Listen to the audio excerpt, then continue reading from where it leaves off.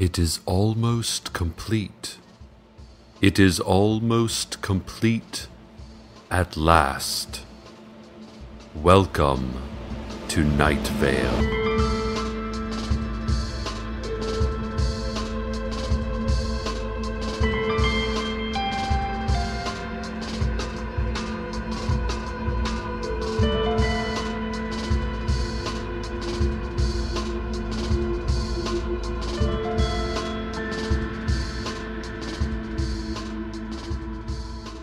Hello there. As you well know, faithful listeners, it is Night Vale History Week, in which we all learn a bit about what made our bustling little town what it is. Or, as the official motto released by the city council goes, poke about in the black recesses of the past until it devours our fragile present. In the interest of civic participation, Night Vale Community Radio will be pitching in with short lessons about some points of interest from our town's history, starting with 4000 BC. Archaeologists believe this is the earliest date of human settlement in Night Vale. Little remains of these ancient inhabitants, except a few cave paintings of their towns and their hunting practices, and of the dark shapes that would watch them in the distance.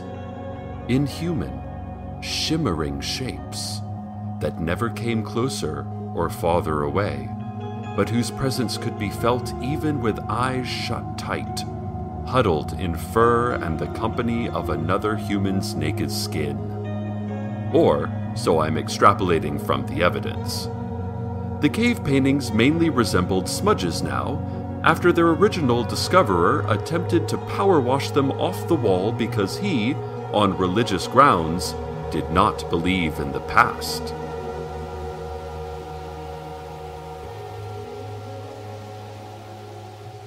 And now, the news. The Night Vale Tourism Board asks that whoever is telepathically assaulting the tourists, please stop. According to the NVTB Executive Director Madeleine Lafleur, there were 2 separate incidents in 1 week of entire tour buses suddenly shrieking in unbridled terror and trying to blind themselves using rolled-up, visitable Night Vale brochures, all to the utter confusion of the bus drivers. Lafleur added, "We just had those brochures printed."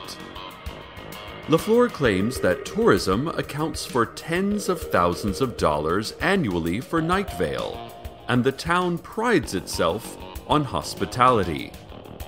She said if good-hearted families travel to Night Vale only to find their subconsciouses besieged with unforgettable revelations, horrors buried so deep as to be completely indescribable, revealing wholly unbearable new truths, then we certainly can't expect these people to return, let alone leave good Yelp ratings for local businesses. The city is asking residents for help in determining who or what is causing these psychological infractions. The Tourism Board is offering puppies as a reward for information on this case. Or, even if you don't have information, the city asks that you come get a puppy or 2 anyway. Seriously, downtown municipal offices are overrun with them. In the trees, walls, carpentry, the exterminators are completely stymied by this infestation. Please help. It has been several weeks since anyone in Night Vale has seen the Apache Tracker, that white guy who wears the inaccurate and horribly offensive Indian headdress everywhere. He has not been seen since he began investigating the great screaming heard at the post office and the words written in blood inside. Also, the entire structure of his house has vanished, and the lot where it stood is now a bucolic meadow that neighborhood kids will not ever enter, for reasons even they are unable to explain. I think I speak for everyone in the community when I say good riddance to that local embarrassment. He made the whole town look ignorant and racist. And now, let us continue with our Night Vale History Week special feature. The year 1745. The first white men arrive in Night Vale, which was not Night Vale then, but was rather just another part of a large and featureless desert. I think we can all agree, though, that even as large and featureless as the desert was, the part that would eventually become Desert Bluffs was still probably awful and drab in comparison to our part. In any case, the story goes that a party of explorers came to the area that would be Night Vale, looked around, and immediately left to go find somewhere with more water and maybe some trees. Then another 3 parties of explorers did the same thing. Then finally, one party of explorers all looked at each other, shrugged, and plopped down their stuff. And thus was a proud city born.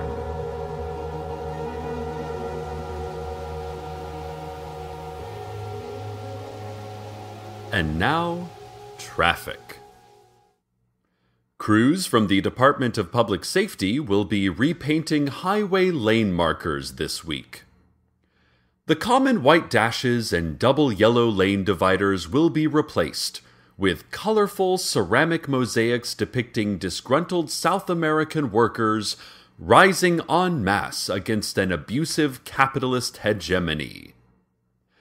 The protective steel barriers along curves in the road will be taken down to make room for some really lovely and provocative butcher paper silhouettes of slavery-era self-mutilation, reflective of centuries of slow genocide and dehumanization by Western imperialists, designed by contemporary art darling Kara Walker. Also, exits 15 to 17 along Route 800 will be closed for the next 2 Saturdays because of the biennial Lee Marvin Film Retrospective. So, please watch for working crews this weekend. Lower your speed, and don't forget to tip the DPS shift leaders. 20% of your current mileage is standard. Lack of tipping is the leading cause of sinkholes in the U.S. The year 1824. The first meeting of the Town Elder Council, predecessors to the City Council. Picture them. Crimson robes and soft meat crowns, as was traditional at the time, setting the groundwork for the splendor of today's Night Vale. A number of elements of our modern civic process were invented in that single 3-hour meeting, including the City Council membership, since unchanged, the lovably Byzantine tax system, as well as the system of brutal penalties for mistakes, and the official town song, chant, and moan. All records of this meeting were destroyed, and, according to a note being passed to me just now, I am to report to City Hall for re-education effective tomorrow morning. Oh dear. The results of a recent survey of Night Vale residents came to light this week. The study found widespread dissatisfaction with our town's public library, and when considering the facts, it's easy to see why. The public computers for internet use are outdated and slow. The lending period of 14 days is not nearly long enough to read lengthier books given the busy schedules of all our lives. The fatality rate is also well above the national average for public libraries. The library Bloodstone Circle does not appear to have seen any maintenance or cleaning in some time. there are reports of a faceless specter moving about the biographies section, picking off lone browsers one by one.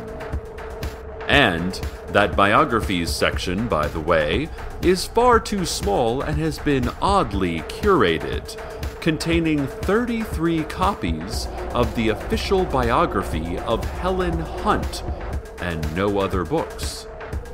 From top to bottom, the public library is a disgrace to our fair city, and I can only hope our city council does something about that soon. Or I may find myself hoping that the faceless specter puts the library to the same mysterious violent end as its many victims. Night Vale High won the grudge match against the Desert Bluffs Vultures last night. Two-headed quarterback Michael Sandero credits the win to help from Angels. The Angels have made an adamant denial of any involvement whatsoever in the game. The school district ethics committee has announced that they will look into any possible angelic interference. Speaking of which, Night Vale High School is adding metal detectors, and parents and students alike are outraged. Several parents we talked to said that NVHS students have long been recipients of shadow government-issued Uzis and rifles, as well as tasers and armor-piercing munitions. The school board's decision to put up metal detectors, according to parents, impinges on the clandestine operations rights as a vast underground conspiracy of giant megacorporations and corrupt world leaders to bear arms via teenage paramilitary proxies. The school board countered that studies indicate that weapons distract from educators' ability to educate, and that students who bring firearms to classrooms are more likely to use firearms than students without firearms. The school board says that school shootings can only get in the way of a quality education. Well, at the risk of becoming too much a part of this story, dear listeners, might I say that the Night Vale School District is overstepping its bounds by telling us whether or not our children can be armed by undercover militants? Should it be a school's job to say, "No, child, you cannot have grenades or assault rifles in the classroom"? I think not. Beginning November 1st, all students at NVHS will enter through metal detectors. Any firearms or weaponry found will be confiscated and held in the counselor's office until after school, when the students can pick them up again. Seriously, listeners, what's next? Removing the line, "Praise the beams, praise, O ye knowing beams that guide our lives, our hearts, our souls.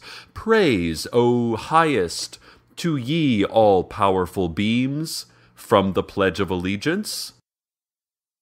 Let's return to another key moment in Night Vale history. The year 1943. As part of the war effort, Night Vale citizens dedicated themselves to chanting. The young, the old, men and women alike gathered around their bloodstones and chanted for the victory of the United States. While some credit must be given to the strategic planning of U.S. Command and to the brave fighting of American soldiers, most reputable scholars believe that Night Vale's chanting was the deciding factor in America's eventual victory over the Axis powers. The city council erected a 7-story monument in Grove Park saying so in large neon letters, until a federal lawsuit forced them to take it down.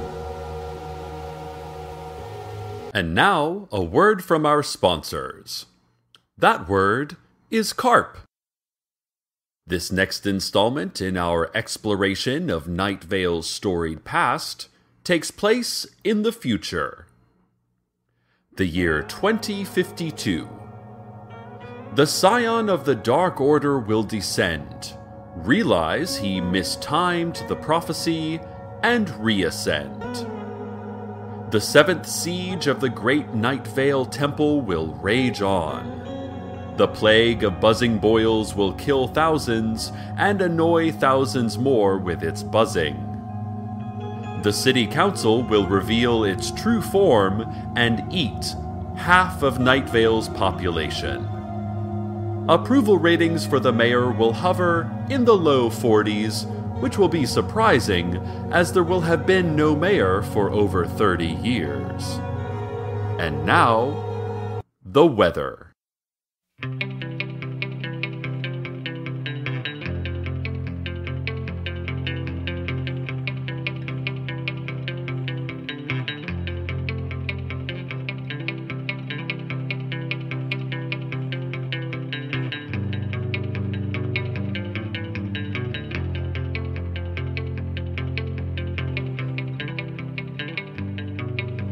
I guess by the blood stain of your lips and the wonder of your fingertips, I should prove true to my emptiness and stay here. Well, I'm just a kid of ill repute, but the skin I wear's my only suit, and you're just a substitute for the one that I hold dear. You know you could be anyone. God forgive my tasteless tongue. I never should have been set free.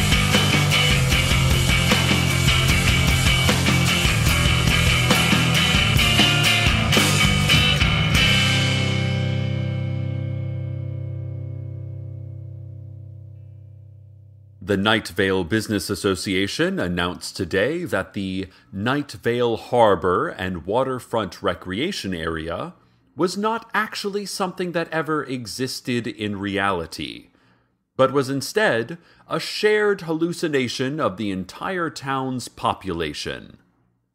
As such, they are proud to declare that they have never suffered any sort of disastrous business failure, and the reportedly massive amounts of money lost on building waterfront facilities in a desert are fabrications of our collective consciousness. They recommend consulting your dream interpretation manuals to determine exactly what this Night Vale Harbor vision could mean. They also said that if you happen to stumble on the waterfront buildings out in the desert exactly where you remembered them, and they seem completely real, standing as vacant and useless as the day they were built, that's because you are still hallucinating and should seek medical treatment immediately. Or have a member of the city council howl at you if you are of the olden faith and do not believe in modern medicine. For our final story in this week's featured look into the history of Night Vale, let's look at the very recent past. Yesterday. I had cereal for breakfast, a sandwich for lunch, steak for dinner. Cars were driven, cars were not driven.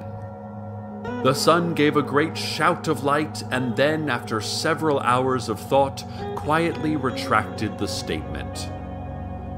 Old woman Josie dug up a box in a shady corner of her yard and carried it, cradled in her arms like a baby or a delicate explosive, to another part of her yard where she buried it again. An unknown person did something that no one else saw, the nature and extent of which is impossible to determine, and the result of which will be lost in the chaotic chain of causation and consequence that is history. But most importantly, all of us here in Night Vale, in America, in the world, in the secret orbital bases, all of us got through another day. We passed the time from one end of 12 to the other without stopping once. Well done, us. Good job, people who experience time. Time experiencers, good job. And from this moment in history, the one that's happening right now, good night.